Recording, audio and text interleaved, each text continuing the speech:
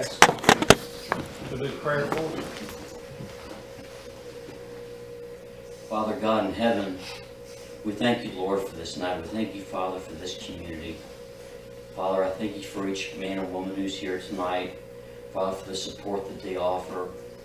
Father, we thank you for your blessings.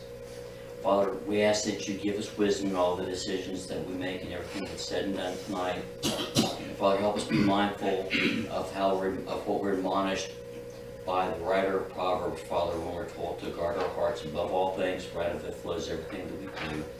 Just give us wisdom tonight, Father, and bless us and bless this community. We ask in Jesus' name. Amen. Pledge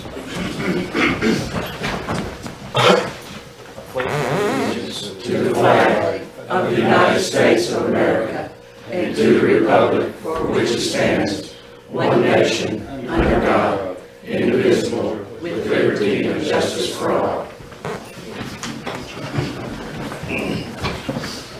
I want to thank everybody for coming. I was telling them a story. I said my mother-in-law they put her in Wake Forest. She's had some health issues. So I've been leaving work at 7 at night, driving to Wake Forest, staying 2-3 hours, driving back. And my wife's staying there, so I've had to fix my girl's hair. And every morning my wife calls at 7:30. She says, "How's her hair looking?" I look and it's just sticking up everywhere. I said, "It's a ponytail kind of day." I said, "Once this is over, I'll be able to do pigtails. I'll be able to do anything." But my wife gave me some, when I drive, I take this it's like goo or something. I'm sure Reese knows about it, but it gives you a little energy. Well, I accidentally took one before the meeting, drank a cup of coffee, so I'm a little wiry tonight. So watch out. But thanks for everybody coming, and we'll get started. First on the agenda, approval of minutes.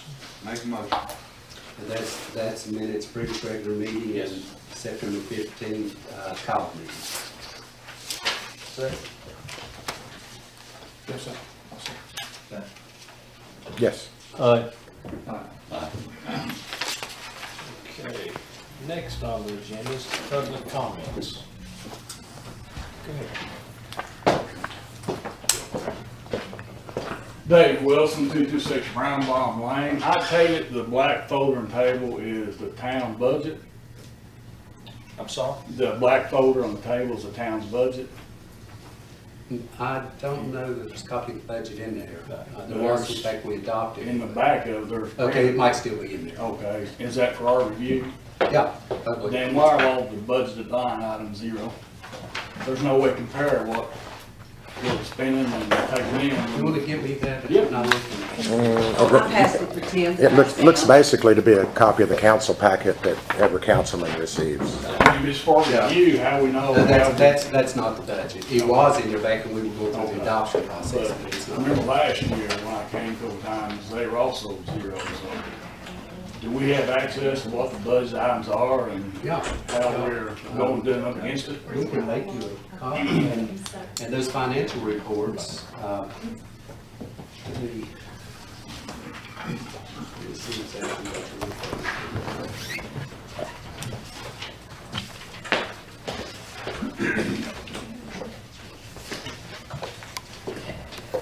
Okay, the budget, that, we've got a separate copy of the budget.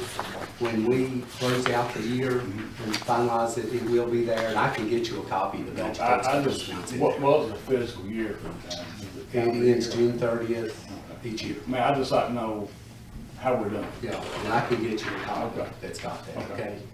If you want to stop by, I'll give you a copy. Yeah, anytime stop by, and I'll get you a copy that's got that. That's all I got. Thank you. Thank you.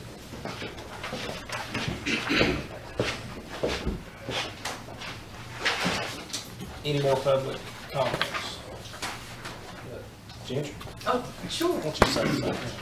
No. Ginger Bratton, I'm the director of the chamber, and I would like to introduce our LEAD people that are here tonight.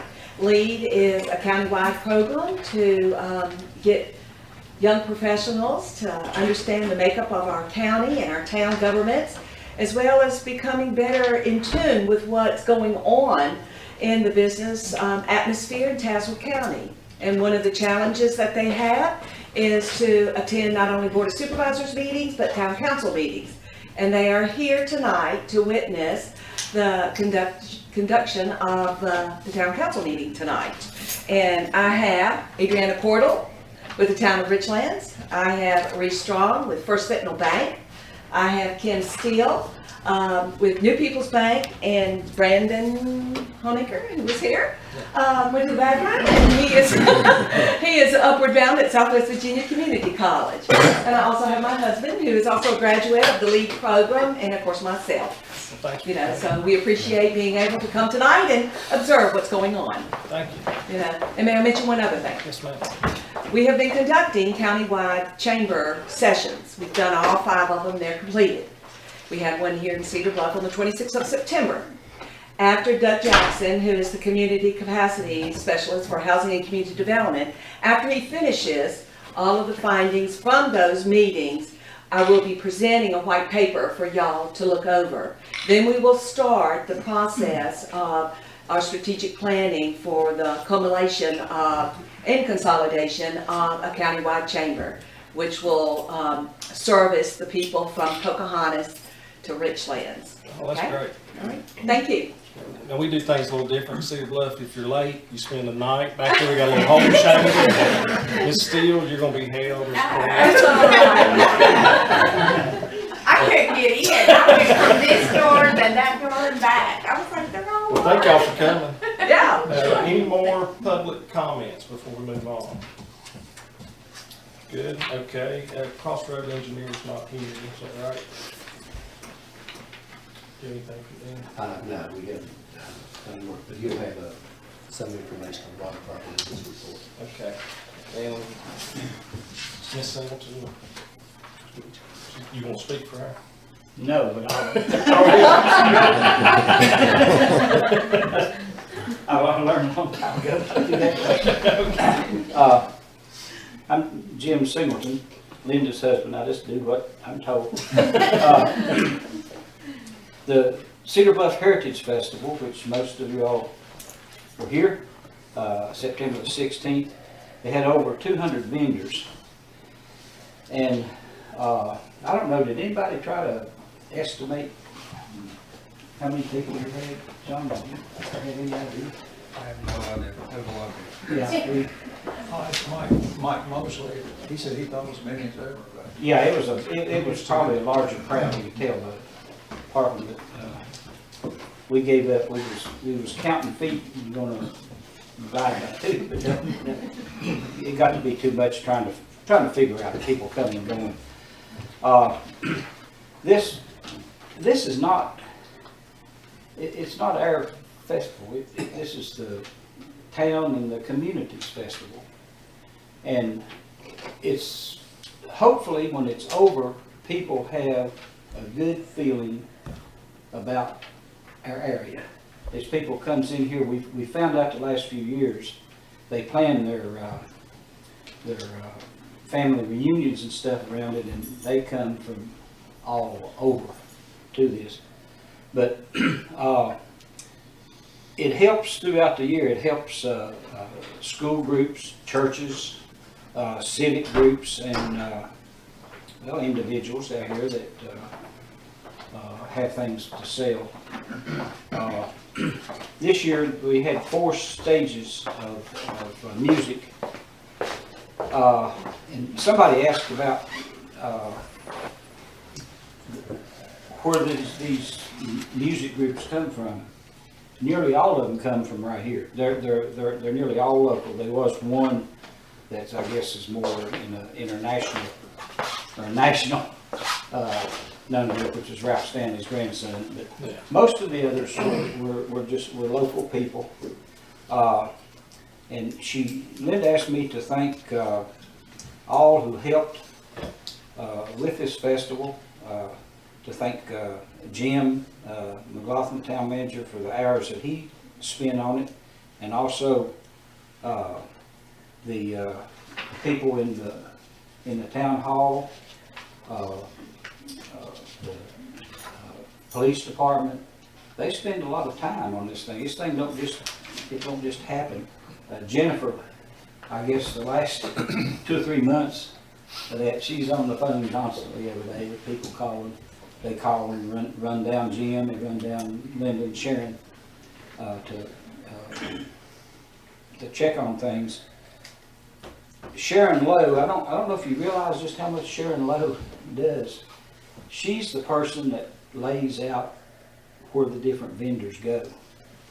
And this thing changes. It changes almost daily the last 6 weeks.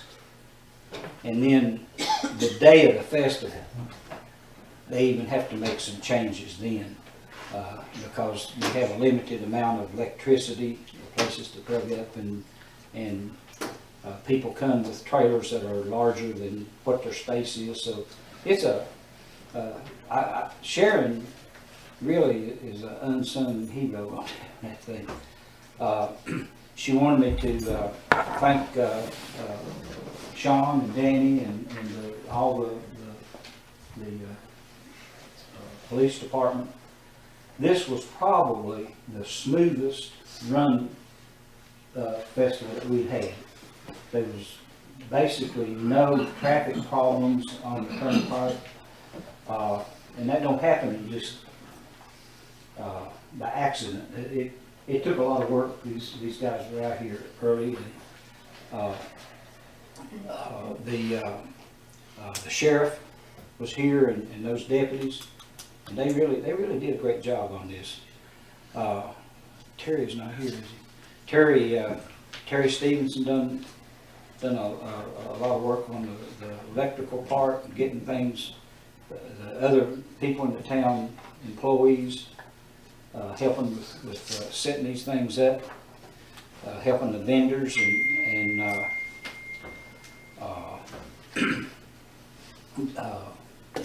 Jim and Pat, who helped with the parade. The mall up there, they graciously allowed us to do the parking. This year, the 4 County Transit furnished transportation from the high school. There were some local churches that transported people from the mall, and the mall let us park up there. They let us line up that antique car parade, and everybody chipped in there. The people that own the property here, Barry Patton, Jeff Taylor, DeMille,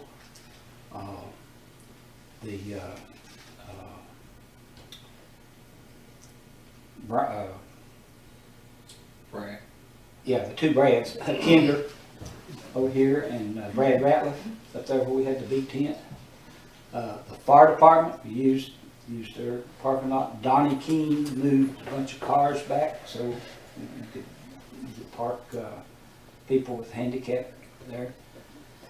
You might have saw the Tazewell Russell Shrine Club hauling people that wasn't able to walk great distances down there. That Shrine Club it's down. There's about 5 members in it. That's not a big club, and all of them were here. Your brother Hoppy, Jim Reynolds, Ernest Edgel. I'm trying to think of. It shouldn't be hard to think no more than that. Anyway, they brought their golf carts, and they stayed here all day. I think somebody at night there, Darrell Kemper's son-in-law, that's Tom Lester. He worked that night. That's the first time I think I saw him here. He didn't realize what all went on. He went to bed early and slept good. But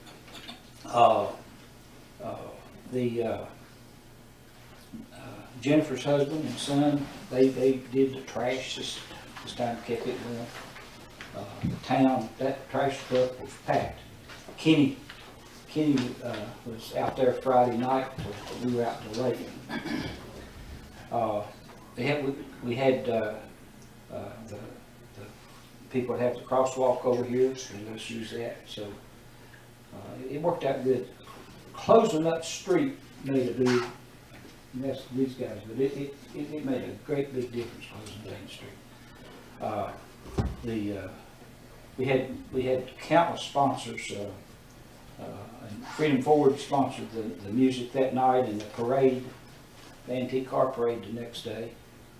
Tazewell County Supervisors helped sponsor it. Freedom Forward helped. We had several individuals that sponsored, put that money up. And I was really surprised when I found out, I checked several festivals, what it costs to put a festival on. This is a cheap run deal up here to what most festivals cost. Ginger knows what it costs.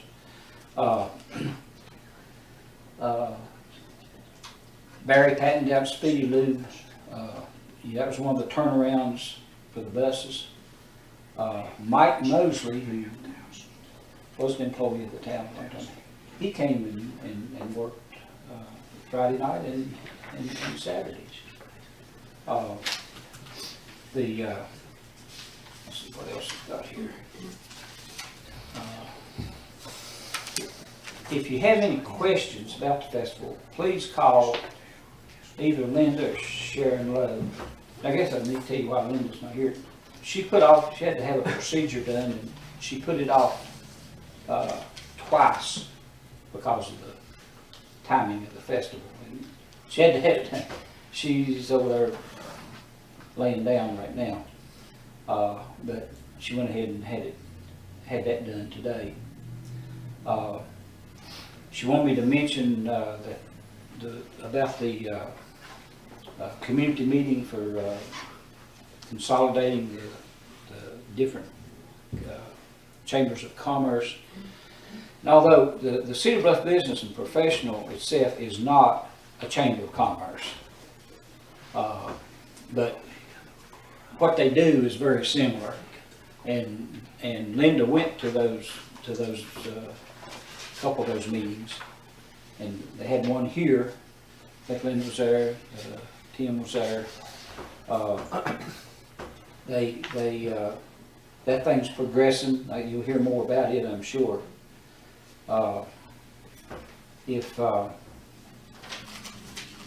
On September the 27th, I think was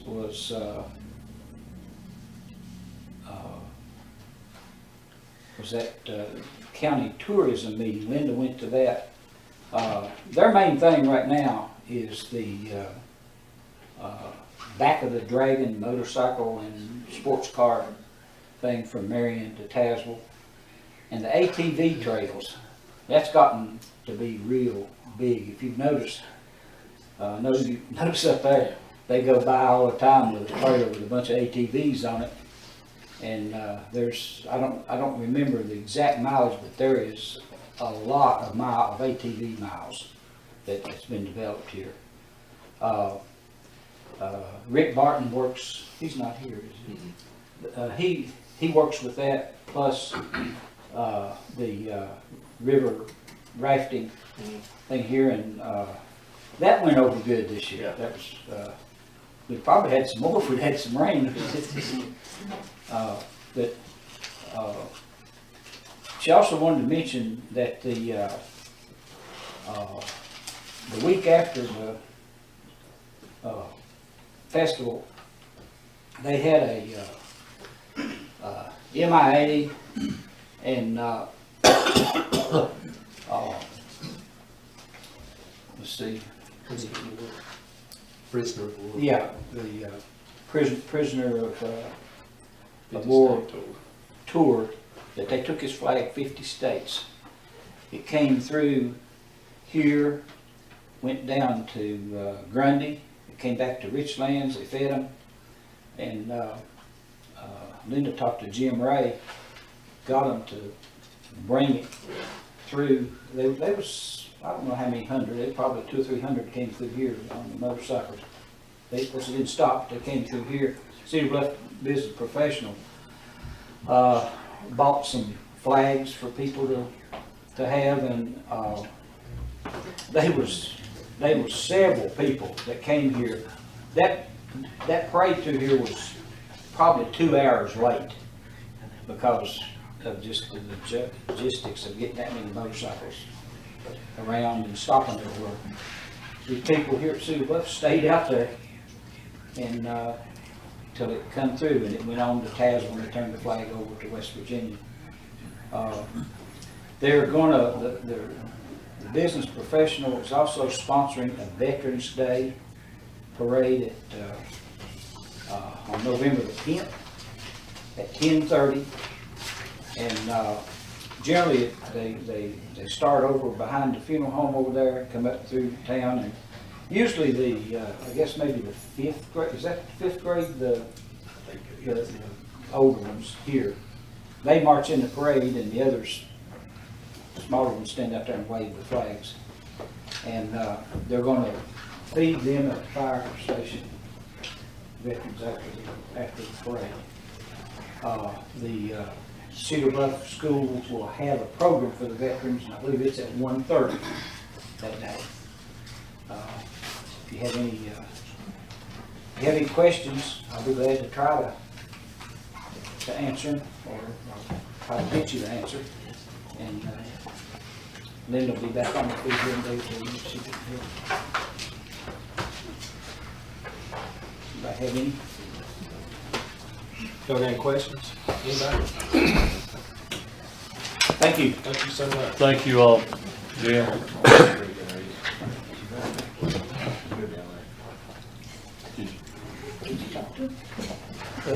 Hey, Jim, I'd like to say thank you and Linda, because I know the time that you all invest in it.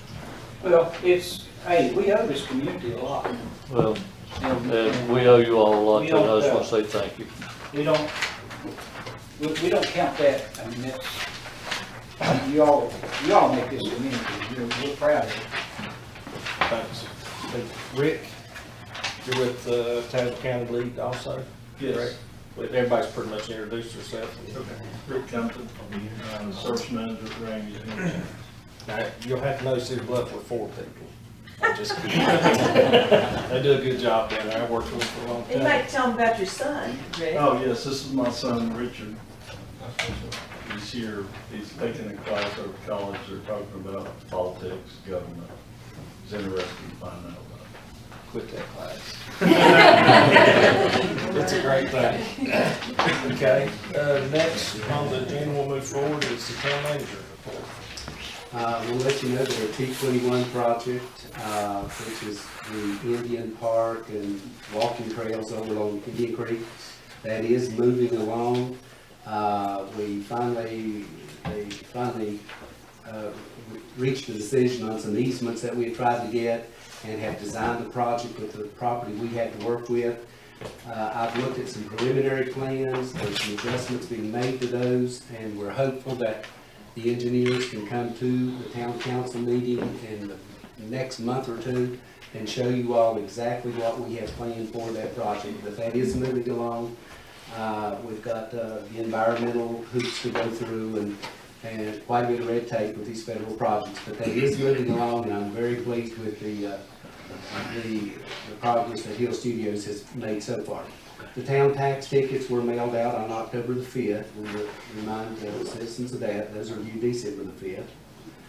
I think Tim will be giving some information on the water line replacement project we did last week. And I'll remind the community that our Halloween trick-or-treat visitation will be on Tuesday, October 31st. It is for children 12 and under, and it will be conducted with trick-or-treating from 6 to 8 p.m. We always have a lot of people asking that. Last month, there was some discussion about retiring healthcare resolution.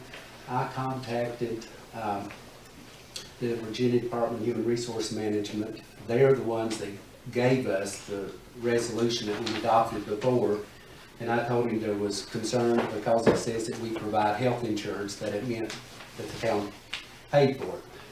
He assured me that was not the case, and we were, set up to be 100% paid for by the participant. But he said if we wanted to change wording to that, just to clarify it, that it was fine. So Jim Carmody did change the wording, just so there'll be no further concerns about this. So let me read the resolution that Jim wrote. Whereas the town of Cedar Bluff is a participant in the Local Choice Health Benefits Program, whereas the town of Cedar Bluff offers health insurance to its eligible employees and their dependents, whereas the town of Cedar Bluff does not have in place a policy for the provision of coverage to retirees and dependents now.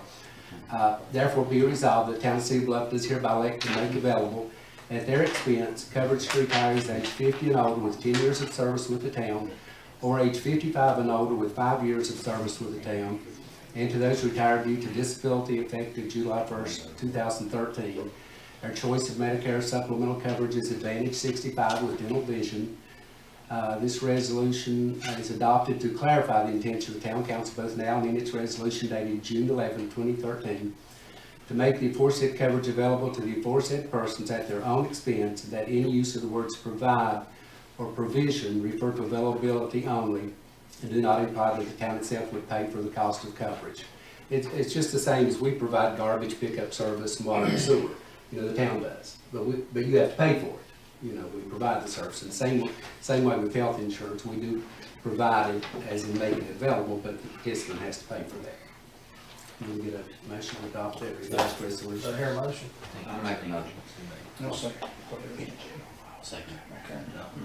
Yes. Yes. Okay, thank you.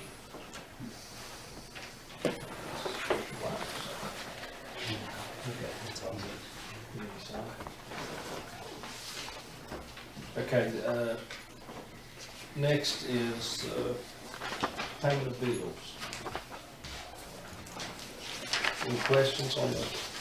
Let's see, the very first one, that was air conditioner repair on vehicle 25197 Spring Hill, Bonnie Garden, that's $640 as part of a Virginia Department of Forestry grant for the fire department. 25212 Ramey Auto, that was repair on the maroon cruiser, and if you want more details on what I was wrong with them, Sean can tell you. 25215 Treasure Virginia VRS.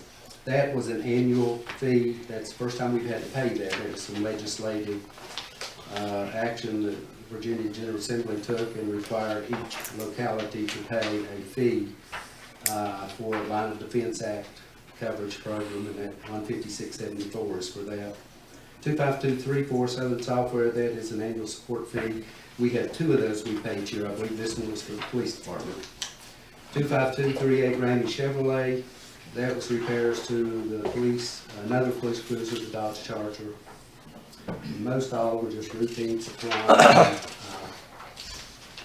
On the back, the second page at 25246 policy promotions, that was some things that the fire department bought with some of their fundraising funds. 25231, it's a new one on there. Core name, that used to be HD Supply, used, Okay. they just, different company bought them out. Okay. That's water department supplies. So you'll be seeing core name from now on instead of HD Supply. 25233 Pizza Plus. That was, two different times, the police department bought pizzas for the inmates that were helping with festival and wood pickup. 25245 Lowe's. That's a whole list of things, probably easiest just to various supplies, festival, we've been buying paint and things to paint the town shop, so it's just various town supplies. I know there's quite a bit of just materials for the police and maintenance crew for the festival, and I know we paid $700 for some paint and things for the town shop. But I've got a complete list of invoices that itemize it if you want to look at it. I'll come in and look at it. Sorry. 25239 Raymond Darris. It's on the third page.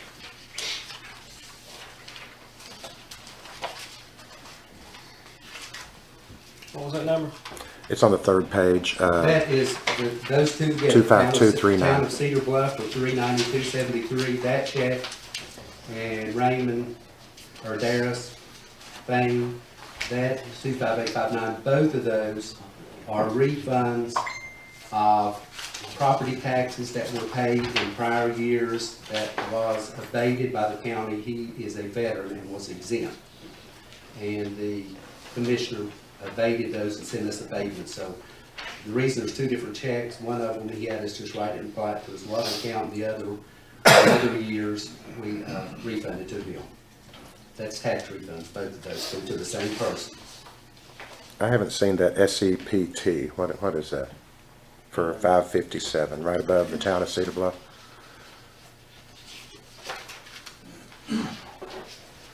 Okay, I'll have to go back and see exactly what that was. This is put off in the cash disbursement journal, and the only thing it shows is just certain fields out of that. I'll have to go back and see exactly what that was for. Oh, I can tell by the account number, I recognize it. That is Virginia withheld tax.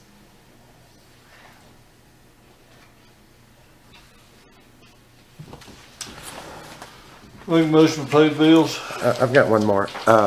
Anytime I see any evidence of any check that's being written to any individual who may owe a debt to this town, I'm not going to vote to pay those bills. Since we can't generate a list of taxes that we can say with certainty that are delinquent, I don't know if the payee for check number 25194 owes or not. But I do know that there's several years of real estate taxes that are not marked as paid in the unpaid tax files of the town for this individual. What was that number? 25194. And for that reason, I'll be voting not to pay the bills. Okay, there's a motion on the floor. Do I hear a second? Who made the motion? Make a motion to pay the bills. Second. No. Yes. Aye. Okay.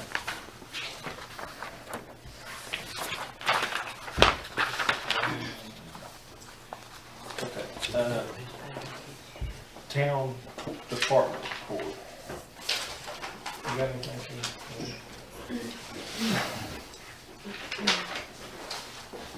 Police department answered 20 calls.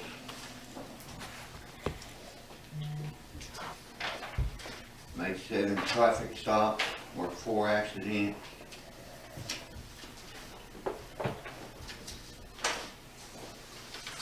And issued 2 summonses on 531. Patrolled 2,350 miles.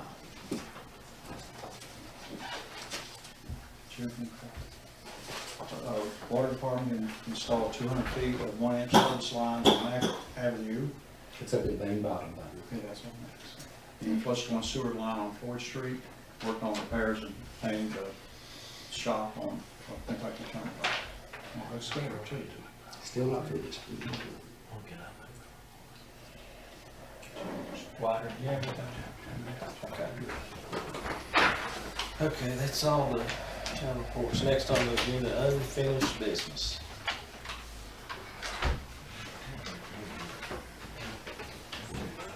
Did we get any kind of response on the ad on the Gillespie property?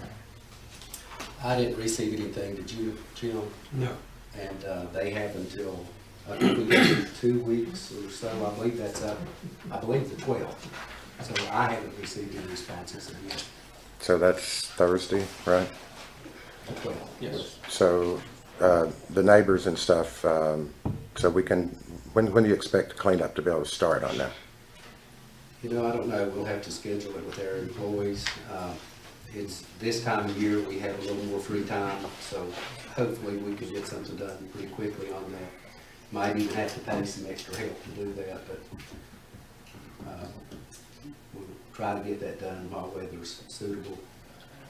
Okay. And that should be leave it in better shape through the winter also. And I'm hoping, as I mentioned before, that Mr. Comedy can pursue something by spring, have that property sold or something, so we don't spend the whole year maintaining that property.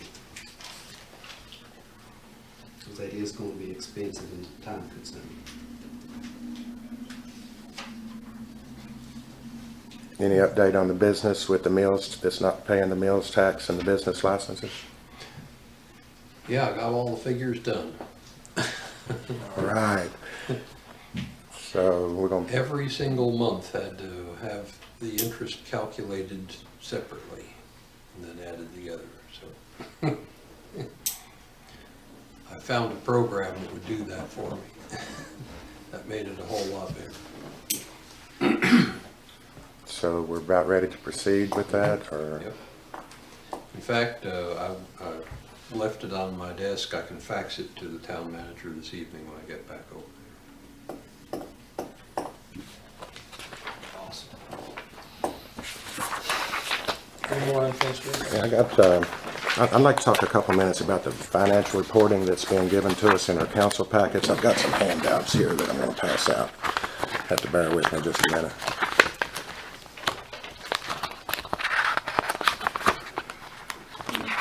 I think that should be enough for everybody. And then here's some extra ones if any of y'all wanna look at them. I need to keep one of it so I know what I'm talking about, haven't I? Once everybody kind of gets that, or whoever wants any of them gets those, I'll kind of get started with it here.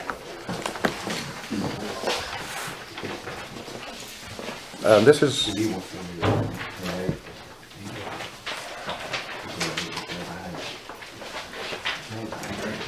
everybody get one? Everybody get one that wanted one? Yeah. Okay, this is regarding the fiscal 2017 for the town of Cedar Bluff. What you're looking at here is, I took this from our July council packet. Their fiscal year ends June the 30th. The support documentation, the front page is just a summary. The support documentation are copies of, straight out of our council packet, the information that we're provided for the fiscal year end. You need to understand that Cedar Bluff has two funds, a general fund and a utility fund. The general fund is our fire department, police department, the administrative services of the town. The utility fund is the water, sewer, and garbage services provided by the town. So according to our council packets, the information that we received, the general fund had revenues of, if you'll follow right along, like the ones up that you have it here, the general fund had revenues of $474,000 with expenses of $480,000. In other words, the general fund was about $6,000 in the red for the year. The utility fund had revenues of $556,000 with expenses of $503,000. So they were basically $53,000 to the good for the year, according to the information provided in our council packet. So the town of Cedar Bluff as a whole, if you combine the two together, the utility fund was $52,500 in the black. The general fund was $5,500 in the red. So the information that we were provided shows that the town of Cedar Bluff for fiscal 2017 operated in the black for the amount of $47,000. Okay? And you got to keep this in mind as I pass out the next handout.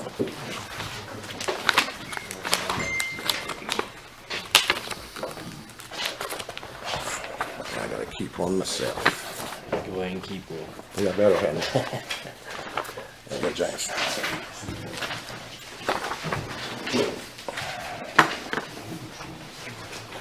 Again, the front page of this document is a summary with the support documentation of where I've pulled the numbers from, or the pages that follow it. Two of the pages are from the July council packet, which is the fiscal year-end council packet that we received, and the third page is from our 2016 annual audit that's required that we have by law, and that's where these numbers are coming from. The front page is just a summary of those. This is for the change in cash balances for fiscal 2017. For the general fund, the information that we were provided showed that we had cash on deposit at Carter Bank and Trust of $42,000. And we had also cash on deposit in a special account of $16,000 and petty cash of $200. So the general fund had a cash balance of $58,287. And the cash balance for the utility fund at Carter Bank and Trust was $37,951. If you add these numbers together, it shows that the town of Cedar Bluff as a whole, at the end of fiscal 2017, had a total of $96,238. Now, what you have to know is what we started the year with. According to the annual audit, we started the year with $126,000. But we finished the year with $96,000. that shows a decrease in cash balance and cash reserves of $30,000. I don't see how that is possible if you refer back to the first sheet, when our revenues exceeded our expenses by $47,000. I don't understand it. I can't understand how you can bring in $47,000 more than you pay out and your cash reserves fall by $30,000. It's not the way it works at my house. I know that.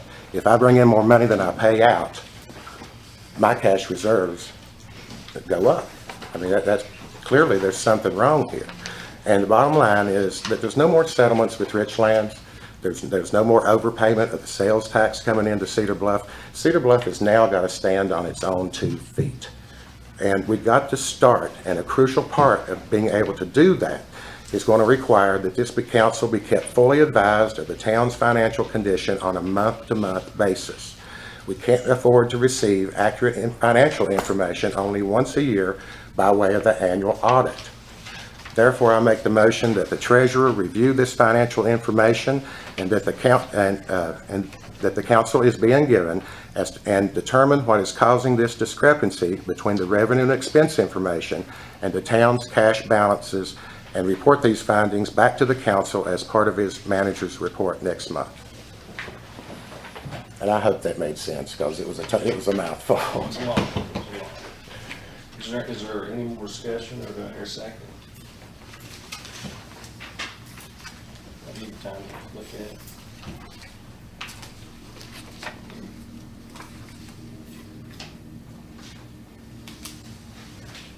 Any more discussion?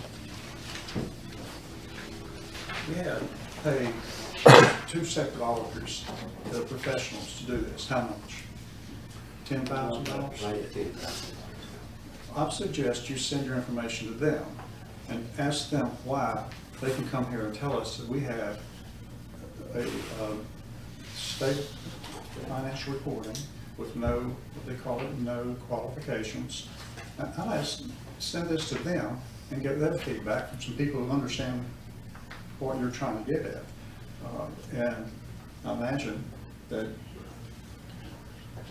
that would be a better place to take this. I report. They are paid to do that.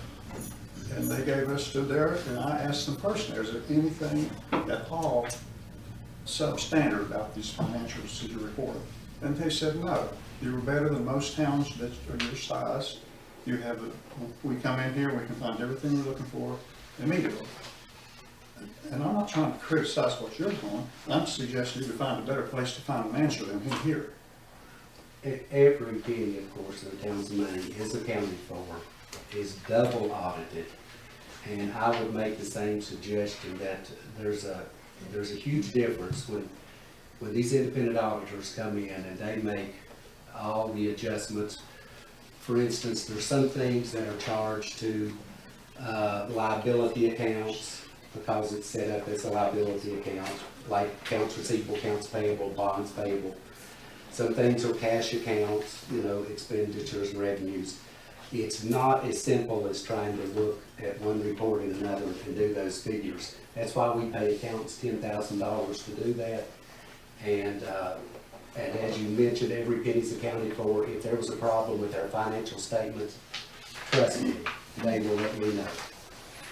I can tell you exactly where the problem's at. I don't need an accountant. The information related to our debt payments, our principal and interest payments, which are budgeted, and which the information we're provided monthly is a budgeted revenue versus expense analysis. Our debt payments are being left out of our financial reporting. I don't understand. I don't understand why these items cannot be included in our financial reporting. We pay about, that would make up, it would almost bring it within just a few dollars if that information was provided to us. But instead, I have to sit here every month that I walk in and do 7 or 8 calculations to see where we're at for the month and how we're doing as the year progresses. It would simply take the addition of the principal and interest payments related to our FHA loan and our fire department loan to make these monthly reporting that we get much more accurate. I mean, we showed we were in the black last year, and right towards the end of the year, we buy a $4,000 sickle bar. And I apologize to these people out here because I voted for it. I would have never voted for it if I would have realized at that point in time, we were already in the red for the year. But I'm being given information that says we're in the black. Okay. But it simply takes the addition of our debt payments to be added to the financial information that we get monthly. So I'll make that motion. I'll make the motion that our debt payments, our principal and interest payments be added to our monthly financial reporting that we receive as a council so that they can be much more accurate and give this council a clearer picture as to how we're progressing on a month-to-month basis. That's the same motion you made the first time, right? It's pretty close. Well, so there's a motion on the floor. Get a second on it. Second. And this is a new motion, correct? I hadn't made that motion tonight. Is that You what made a you're motion before that. We were in discussion over it. That was related to something different. Right? That was related to, There was one motion on the floor we were discussing. Then you threw in another, I didn't know if that was the same. oh, we never motion. got a second on that one, did we? Right. Okay. I didn't know if that was the same motion.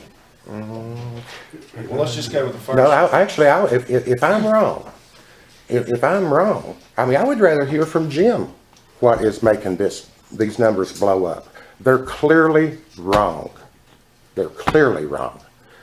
I have expressed my opinion. I mean, I would like for our treasurer Right. to look into it and him give us some feedback as to what he feels is blowing these numbers up. Right. They're clearly wrong. Okay, I just want to keep these motions in order. I'll withdraw the second one and stay with the first Okay, one. so we're on the first motion. Any more discussion? And do I have a second to put the stuff in the agenda? Your report. No second. Okay. All right, let's move on. Any more unfinished business? I'd like to address the overtime issues, of the overtime pay of our past and present employees again. You know, I'm convinced that our employees were not compensated correctly. But, you know, everyone makes mistakes, and so, I'm not perfect. I could be wrong here. There's no question about that. But if I'm wrong, I've got no problem admitting that publicly. I'd be the first one to admit it. But if I'm right, then we need to admit that we've got a problem here in the way our employees were paid. We need to correct that problem, and then we need to put policies in place to see that that problem doesn't raise its head again. Therefore, Mr. Mayor, I ask that you appoint a committee to look into the overtime pay of past and present employees. You can do a committee for that specific. You can appoint a committee to discuss why the sky is blue. That's a good thing. Okay, Mr. Mayor, yes, go ahead. I think this, Mr. Alsheiser's already had this investigated through the state about the overtime. Why would you wanna? I haven't had it investigated by He's done had anybody. it investigated. I haven't had it investigated by anybody. When was- The federal agency in charge of that was prompted to investigate it, I think 2 or 3 years ago. They did not. That's absolutely not true. I did report it to the Department of Labor, and there was no investigation. That's right. There was no investigation. Because my There was wife's nothing wrong. statute of limitations had expired. If they had not expired, this town would most definitely have been investigated by the Department of Labor. But since her statute of limitations had expired, it was not followed up on. Okay, so basically, you want a committee, so I'm gonna put that, I mean, it's a motion that you want a committee on. I mean, that's Mr. Brown's committee for the, to look into the drug policy did not take a motion or a council vote. It is simply that you appoint one. I think I should be treated the same way. That's the way. I have recommended to the mayor that the council vote on forming a committee if that's what the motion would be. And the mayor would appoint people to that committee if the motion is carried. So Mr. Brown can get a committee appointed without an action of the council, but if Tim Altizer wants the town to look into its own actions, I have to have council approval. Is that what you're telling me? That was what I suggested to the mayor. And I really can't even remember what the last committee was for. The drug policy. Right, I just didn't know if I'd need, if we would need it, we're getting into personal overtime with employees by law, or if I would need it regardless.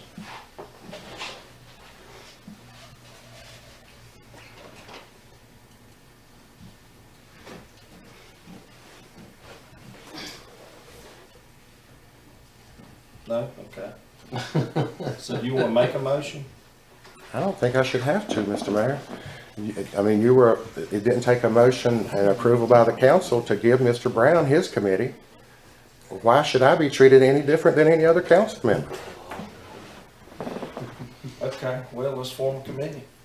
Let's form a committee. And what I would like to do is give everybody here the opportunity who, I'll appoint it. If there's some that want to be on this committee. I refuse to serve on Okay. I have no problem being a committee of one. Well, I really don't want a committee of one. Well, you can join me then, Mr. Mayor. Mr. Brown? No. So it's gonna be a committee of one. I will say this, that when I had the review with the Department of Labor, we made sure that we are in compliance with labor laws, and I'm aware of no problem whatsoever with their overtime pay. Right. So if there's no problem and we have a committee, you don't find it. Exactly. If and I there know was people- never no problems, I'm sorry, I didn't mean to. Nobody's Nobody's perfect. That's exactly- Only God's I've said that. perfect home from across. So what we're gonna say is you're gonna, I would like to have the support of at least two more of the councilmen, but, we'll work with whatever way y'all wanna work. I try to work with everybody, but, that way we squash this and pretty much end it. But if nobody's willing to jump in, then that's what we'll have, a committee of one. And if I'm wrong, I will be the But I first one to also admit. want to say, when he comes in here with this stuff, I don't want no arguing about it, because everybody's had an opportunity to be on this committee, and we'll get this thing squashed, because I hear it every time. I'm ready, let's make it happen. So I have refusals on the committee, right? Correct? All right, there's your committee of one. I guess that'll be put on the agenda for next time.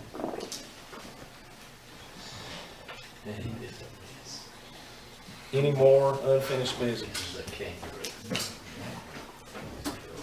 Okay, let's move on to new business. What we got new business? Give me something.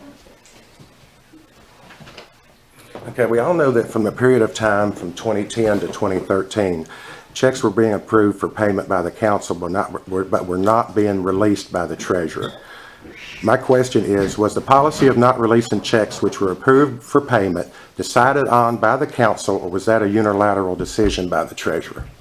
You're going to say it again, man. I'm lost. It's a mouthful, I'm telling you it is. I need a drink of So water. what was that, 2015? From 2010 to 2013, checks were being approved for payment by the council, but were not being released by the treasurer. Now, my question is, was that policy of not releasing checks which were approved for payment by the council, was that decided on by the council to not release those checks after approval, or is that a unilateral decision of the treasurer? You help me out with this one. Mr. Altizer, I think if I understand what you're up to here is that you're trying to see if you can bring matters before council to have somebody, I'm not sure who it is that you want to answer a question like that, but it's my understanding that that matter is still pending consideration by the Circuit Court of Tazewell County. And under those circumstances, I would think that it probably is something that would be best left for that body to determine and reach a conclusion about. Well, I just want to be sure that this doesn't happen again. Like I say, when you have problems, you address the problems, and you put policies in place to see that they don't happen again. So I'm going to make a motion that all checks approved by the council be released for immediate payment and not be, and that all checks approved by the council for payment be released immediately. Any discussion over this? So we're on Richard Widener.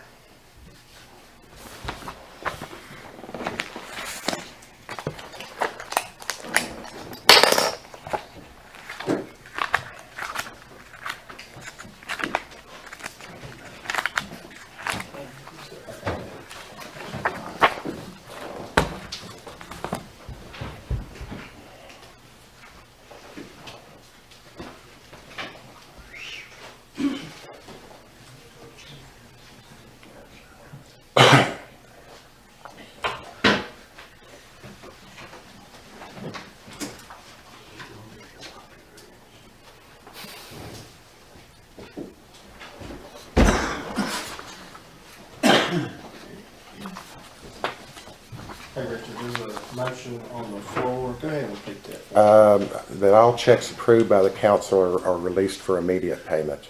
Okay. Do I hear a second?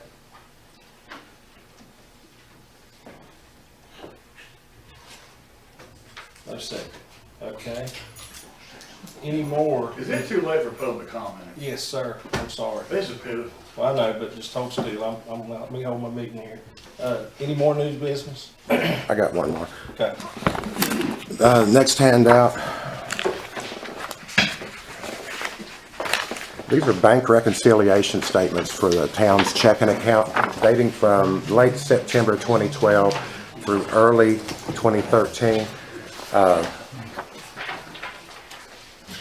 This was during this time that checks were being approved for payment but were not being released. As you can see, the reconciled balances are all negative during this time period, some of them substantially so. $40,000, $60,000 into the negative when the bank account was reconciled. I believe that if this council would have been receiving these reconciliation statements, it would have been a huge red flag to the members of this council. So therefore, I make the motion that copies of each month's bank statements and a copy of the corresponding bank account reconciliation form be included in our council packet on a monthly basis.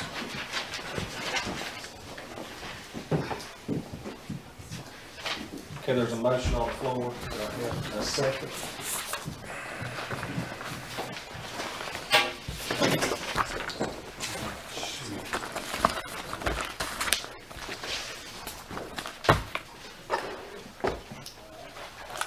No second.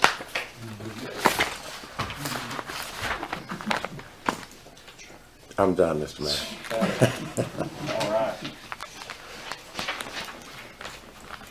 We do public comments at the beginning. You need to at the end. Well, I hold the meeting, so, and what I'm gonna say is, I'm gonna let you speak, but just for future, I keep it at the beginning, just, you show respect, I will too, but, and also, any comments, you make comments and we'll check them too, so, come on up. One brief comment, Brody, very short. Okay. I voted for this man to represent me in this town. It's my voice in this government. His voice is not being heard. He has not got a second for what he brought this evening. I don't see why y'all wouldn't consider that. My wife has worked for town secretary. These are in their package. I don't know what y'all are. I don't understand. He cannot get a second, so my voice in this town is not being heard. And I don't like that. And I do appreciate it, and I do respect everybody here, but I've never seen a city council act like this. Just because of who he is, he cannot get the recognition, the respect that he is due. He was voted in his position by the people of this town to represent them, and he's not getting to do his job. Thank you. Thank you. Okay, there's no more new business, and if there's any closed session. Do I hear a motion? I'll make a motion to adjourn. I'll second it. Yes. Tim? Yes. Thank you. You're gonna second the adjournment. All other